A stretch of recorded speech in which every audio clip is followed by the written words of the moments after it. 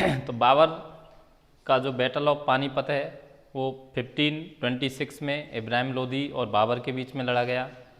इब्राहिम लोदी सल्तनत काल के अंतिम सुल्तान थे। वो अंतिम रूप से इसमें पराजित हुए और बाबर के द्वारा मुग़ल डायनेस्टी की भारत में स्थापना होती है। बाबर का जो रूलिंग पीरियड है इंडिया में वो कोई ज़्यादा लंबा नहीं रहा। 1526 टू 1530 ये 4 साल का 4 इयर्स का पीरियड रहा है बाबर का रूलिंग पीरियड। इस 4 ईयर के पीरियड में भी बाबर जो है वो संघर्ष करता रहता है, लड़ाइयाँ निरंतर रूप से लड़ता रहता है। तो हम बाबर के बारे में जो इन्फॉर्मेशन है वो प्राप्त करते हैं।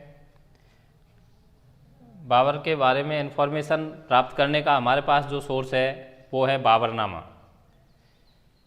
जो कि ऑटोबायोग्राफी है बाबर की, आत्मकथा है जिसको तुज़के बाबरी के नाम से भी जाना जाता है, तुर्की में जो लिखी हुई है। बाबर का ने भारत में 4 मेन बैटल्स लड़े। पानीपत फर्स्ट 1526 में हुआ, दूसरा खानवा बैटल ऑफ खानवा जो 1527 में, battle of Chanderi 1528 and battle of Ghaghra जो कि 1529 में। खानवा का जो बैटल है ये बहुत इम्पोर्टेंसी रखता है इंडियन हिस्ट्री में और बाबर की जो हिस्ट्री है उसके रिगार्डिंग। खानवा का युद्ध बाबर और महाराणा सांगा जो मेवाड़ के शासक थे उसकी सेनाओं के बीच में लड़ा गया। मेवाड़ के शासक महाराणा सांगा के नेतृत्व में अधिकांश राजपूत राजाओं की सेना सम्मिलित थी। बहुत से अन्य शासक भी महाराणा सांगा के साथ थे, लेकिन बाबर की टेक्निक्स तुलगमा युद्ध पद्धति, तोपखाने का पहली बार प्रयोग, जो सेना थी बाबर की उसकी बाबर के प्रति स्वामी भक्ति, ये कुछ इस तरह के महत्वपूर्ण कारण थे जिनकी वजह से बाबर जो ये चारों बैटल्स है इन चारों में ही जीता था। यहाँ पर भी युद्ध मैदान में महाराणा सांगा की डेथ हो जाती है और उसकी सेना छिन्न भिन्न हो जाती है। ऐसी स्थितियों में ये जो बैटल है ये बाबर जीतता है। बैटल ऑफ चंदेरी 1528 में लड़ा गया, मेदनी राय और बाबर के बीच में, बाबर विजेता रहा। एंड बैटल ऑफ घाघरा 1529 में लड़ा गया, इसमें भी बाबर की विजय हुई। फाइनली 1530 में बाबर की डेथ होती है और जो शासक बनता है वो हुमायूं बनता है। हुमायूं बाबर का सबसे बड़ा बेटा था।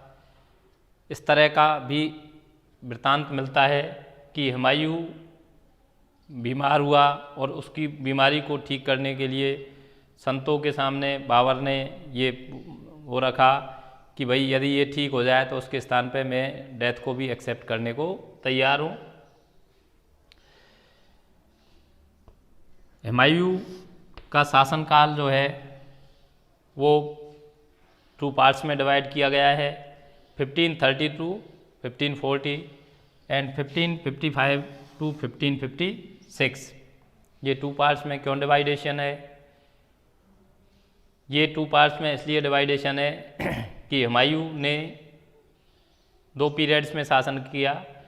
बीच के जो 1540 टू 1555 15 जो ईयर्स है 15 वर्ष है, इस बीच में हुमायूं सत्ता से बाहर रहा और इस पीरियड में दिल्ली पर, इंडिया पर जो शासन रहा, दिल्ली को कैपिटल रखते हुए वो रहा था शेरशाह सूरी का, सूरी वंश का रहा, जिसका मेन ग्रेट रूलर था वो शेरशाह सूरी था, जिसको अकबर का अग्रज कहा जाता है। अकबर के द्वारा जो भी योजनाएं एडमिनिस्ट्रेशन में और रिफॉर्मेशन चलाए गए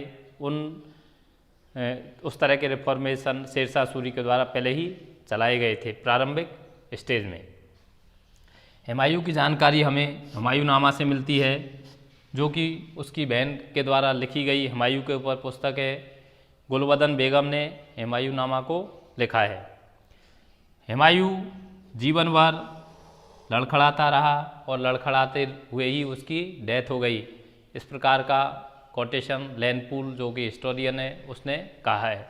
ऐसा ही कुछ हुमायूं के साथ रहा था। चौसा का जो बैटल है, हुमायूं के सामने नंबर 1 बहुत सी चुनौतियाँ थी। नया जो साम्राज्य बना उसको सेटअप करने की, एडमिनिस्ट्रेटिव सेटअप की, जीते हुए क्षेत्रों पर शासन की पकड़ बढ़ाने की।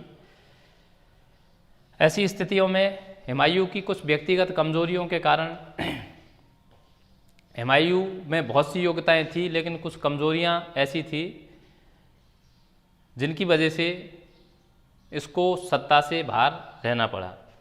पहला जो बैटल लड़ा गया हुमायूं का वो चौसा का बैटल है, बैटल ऑफ चौसा 1539।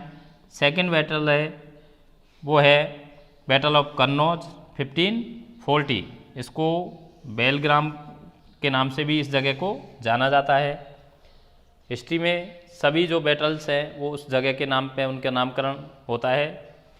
दोनों बैटल्स हैं वो शेरशाह सूरी के साथ में हुमायूं के हुए और हुमायूं दोनों में पराजित रहा और फाइनली सूरी वंश, सूरी डायनेस्टी की स्थापना होती है दिल्ली पर। शेरशाह सूरी उसके शासक होते हैं और हुमायूं को दर दर की ठोकरें 15 ईयर्स तक, 15 वर्ष तक खानी पड़ती है। ये शरण लेता है, कई जगह मदद की कोशिश करता है ईरान और मध्य एशिया में।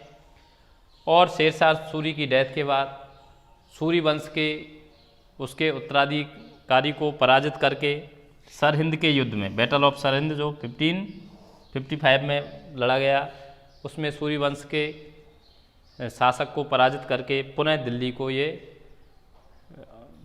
पर अपना अधिकार स्थापित करता है, पुनः अपने राजवंश की स्थापना करता है। अब हम डिस्कस करते हैं the greatest ruler of Indian history. Greatest rulers में इंडियन हिस्ट्री में जो नाम आते हैं उसमें मौर्य वंश के शासक अशोक और मुगल वंश के शासक अकबर का नाम आता है। अशोक अपनी प्रजा हितैषी पब्लिक वेलफेयर स्कीम्स और पीसफुल इंटरनेशनल रिलेशंस के रिगार्डिंग वर्ल्ड हिस्ट्री में विशेष इम्पोर्टेंस ही रखता है। तो अकबर अपने नए एडमिनिस्ट्रेटिव सेटअप्स, सुलह कुल की नीति, सब लोगों को साथ लेकर चलने की पॉलिसी, सबके कल्याण की पॉलिसी, शासन को व्यवस्थित रूप देने के लिए नए नए एडमिनिस्ट्रेटिव सेटअप्स करने, बहुत से लैंड रिफॉर्म्स करने और बहुत सी विजय प्राप्त करने के संदर्भ में महान माना जाता है। अकबर बहुत कम उम्र में शासक बना। अकबर का जो जन्म है वो 1542, जो कि वो पीरियड होता है हुमायूं का जब कि ये इधर उधर घूम रहा होता है शरण के लिए, सहायता के लिए, उस समय राजकोट में होता है। और हुमायूं की जो डेथ है वो 1556 में जो है लाइब्रेरी में गिरने से हो जाती है, सीढ़ियों पर गिरने से। तो बहुत कम एज में, लगभग 14 ईयर की एज में अकबर जो है वो शासक बनता है। अकबर के बारे में हमें जानकारी अकबरनामा से मिलती है।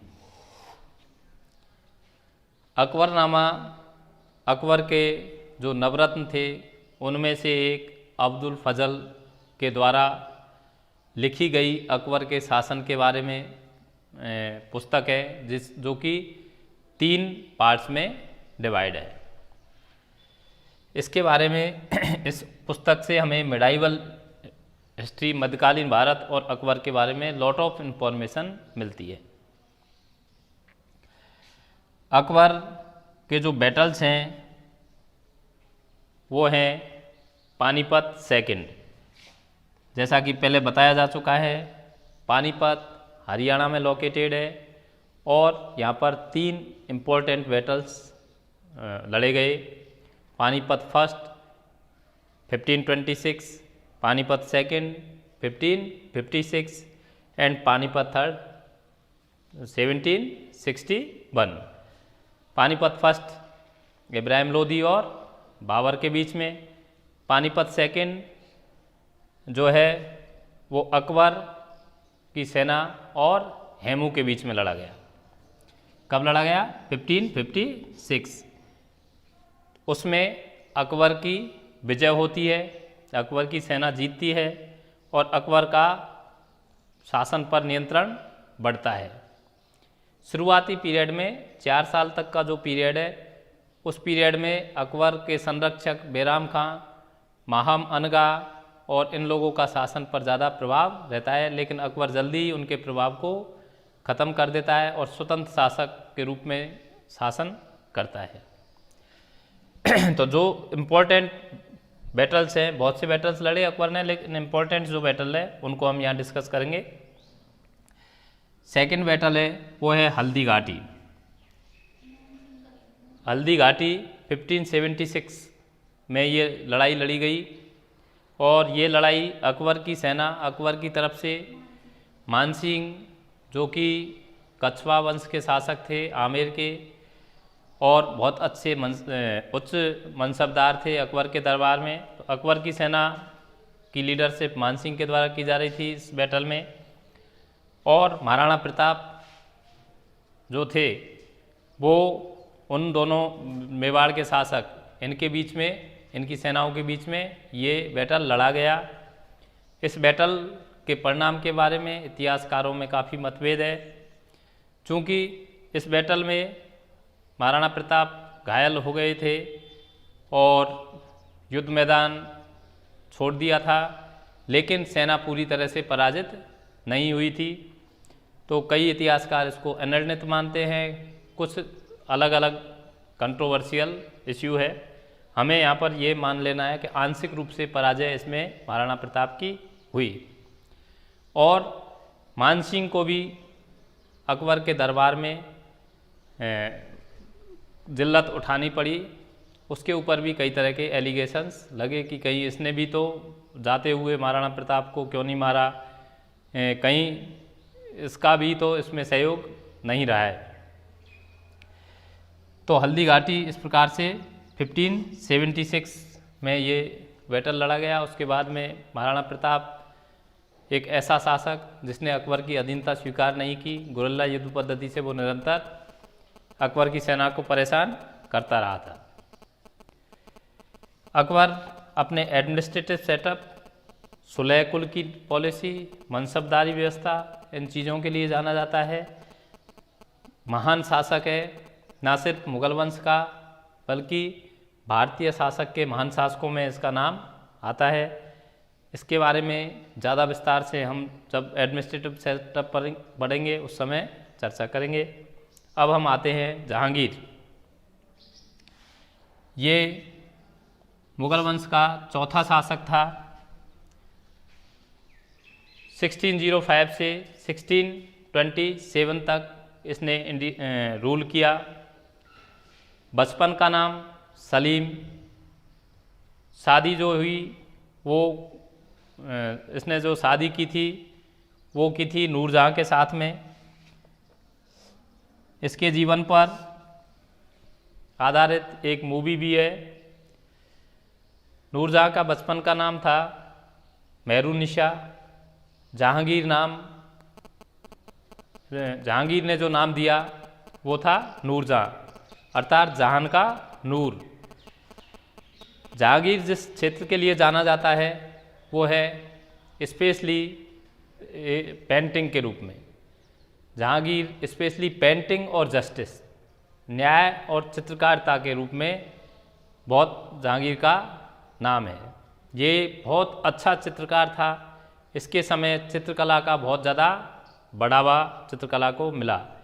गोल्डन एज कहा जाता है इंडियन हिस्ट्री में जहांगीर के शासन को, गोल्डन एज ऑफ पेंटिंग इसके शासनकाल को कहा जाता है।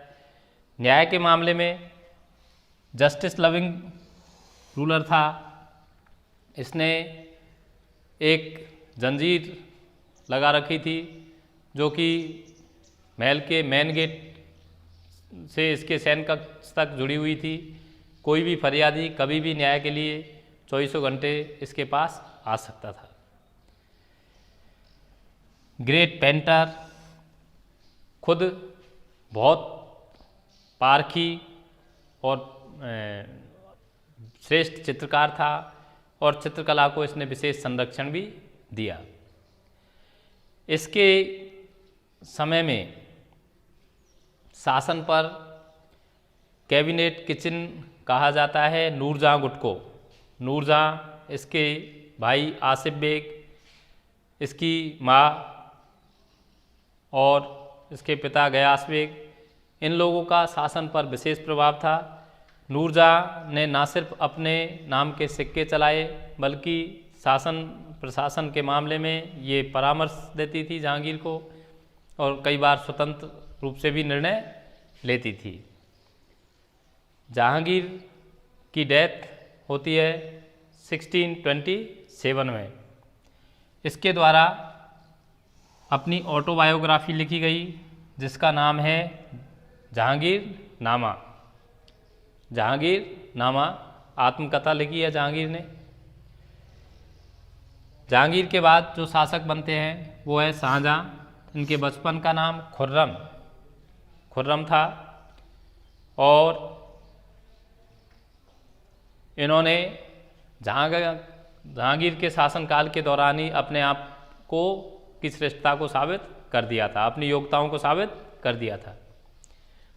शाहजहाँ का शासनकाल 1627 टू 1658 तक रहा है। गोल्डन एज कहा जाता है शाहजहाँ के शासनकाल को, golden age of Mughal dynasty. क्यों कहा जाता है गोल्डन एज? क्योंकि शाहजहाँ के शासनकाल में बहुत अधिक समृद्धि हमें देखने को मिलती है। बहुत बेहतरीन एडमिनिस्ट्रेटिव सेटअप जो कि अकबर के द्वारा स्थापित किया गया, उसके परिणाम स्वरूप शाहजहाँ के शासनकाल तक आते आते आर्थिक समृद्धि बहुत अच्छी हो गई। साथ में जो है आर्किटेक्चर में तो स्पेशली गोल्डन एज रहा है। आर्किटेक्चर में शाहजहाँ की विशेष रुचि थी और इसने बहुत सी भव्य इमारतों का निर्माण करवाया, जैसे कि लाल किला, दिल्ली का लाल किला है वो इसने बनवाया, शाहजहानाबाद शहर बसाया और ताजमहल जो कि आगरा में सिचुएटेड है और मकबरा है इसकी बेगम मुमताज़ महल का, उसका निर्माण जो है वो शाहजहाँ के द्वारा करवाया गया, जो कि 8 अजूबों में अपना स्थान रखता है। In the Deccan he annexed Ahmednagar and Bijapur. तो बीजापुर और अहमदनगर को दक्कन, दक्षिण जो भारत है उसमें इसने हस्तगत किया, जीता। प्रॉस्पेरियस आर्किटेक्चर, ये जो था आर्किटेक्चर में विशेष रुचि थी, आर्किटेक्चर को बहुत बढ़ावा दिया, जैसा कि हम पहले डिस्कस कर चुके हैं। कई भव्य इमारतों का निर्माण इसके समय पर हुआ, इसीलिए स्थापत्य कला का स्वर्ण युग इंडियन हिस्ट्री में किसी पीरियड को कहा जाता है तो वो शाहजहाँ के शासनकाल को कहा जाता है। नेक्स्ट जो है, और ये भी कह सकते हैं हम, अंतिम शक्तिशाली जो मुगल डायनेस्टी का रूलर था वो था औरंगजेब। औरंगजेब ने बहुत लंबे समय तक रूल किया, 1658 टू 1707। औरंगजेब को शासक शाहजहाँ के द्वारा नहीं बनाया गया था। औरंगजेब ने अपनी योग्यता और संघर्ष के दम पर सत्ता प्राप्त की थी। शाहजहाँ के जीते जी इसने अपने अन्य भाइयों को पराजित करके, दारा शिको जिनमें मुख्य था, उनको पराजित करके और शाहजहाँ को आगरे के किले में बंदी बनाकर सत्ता स्थापित की और काफ़ी सालों तक अपने पिता को किले में बंद रखा था, कैद में बंद रखा था। अब हम देखते हैं औरंगज़ेब की जो पॉलिसीज़ हैं, उसके जो वर्क्स हैं, उनके बारे में। औरंगज़ेब व्यक्तिगत जीवन में शरीयत के नियमों का पूरी तरह पालन करता था।